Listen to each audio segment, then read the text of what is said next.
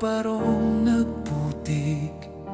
Isang kwentong nakatatak na hindi mawawaglit, pahinang nakalimbag habang buhay di na mapupunit.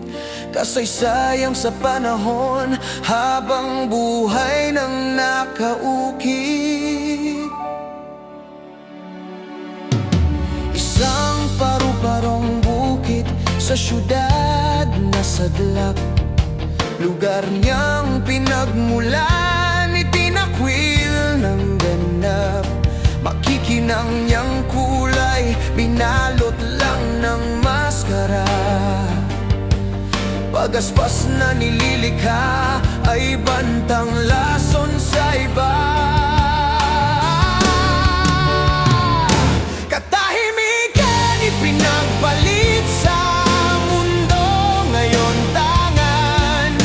Kahapon ay nilimot at ang lahat iniwan. Pamilya nilisan upang kagustuhan lang makamtan. Subalit pagkasira ng lahat ang naging kabayaran. Kulay niyang makikintab, unti-unti nang kumupas. Pagkat matanda na ang panahon, alindog niya lumipas. Ngunit ang paru-parong putik patuloy pa rin sa paglipad. Sa akalang langit na narating dusang nakamtan. Paru-parong bukid noon, ngayon paru-parong putik.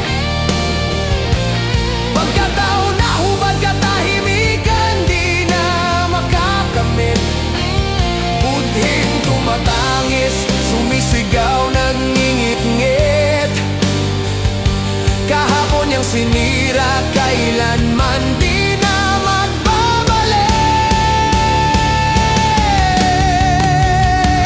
Isinumpa na siya ng kahapong kanyang tinalikdan.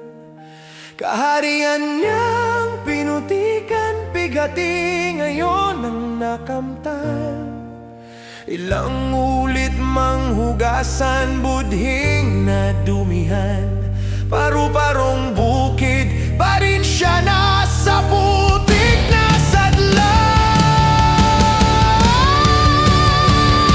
Paru-parong bukid noon, ngayon paru-parong putik. Pagkataon na hubad katahimikan, di na makakamit. Budhing tumatangis, sumisigaw na